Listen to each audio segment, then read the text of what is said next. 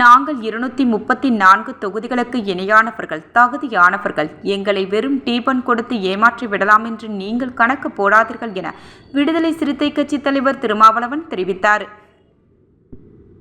வெறும் ஜாதி அரசியலும் மத அரசியலும், ஜாதி பெருமிதங்களையும் மத பெருமிதங்களையும் அரசியலாக இங்கு மக்கள் மத்தியில் அள்ளி இறைத்து கொண்டு இருப்பவர்கள் மத்தியில் இடதுசாரி பார்வை கொண்ட கருத்தியல் இந்த மண்ணுக்கு தேவை.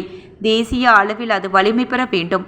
அதற்கு தேசிய பார்வையும் தேவை என்கின்ற அடிப்படையில் இயங்கும் இயக்கம்தான் விடுதலை சிறுத்தை கட்சி. அதனால்தான் எல்லோரும் தேர்தல் கணக்கு போடுகிற போது நம் தேசத்தின் பாதுகாப்பை பற்றி கவலைப்பட்டு கொண்டிருக்கிறோம். பேரணி நடத்தி கொண்டு இருக்கிறோம்.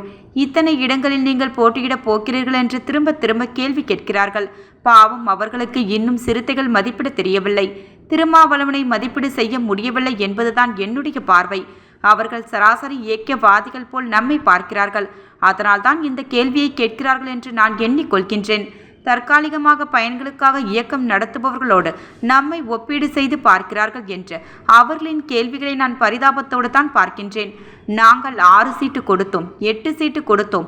அதற்கு மேல் உங்களை நாங்கள் ஊக்கப்படுத்தவில்லை. நாங்கள் 10 சீட்டுக்கு மேல் இவர்களுக்கு எப்போதுமே தரமாட்டோம்.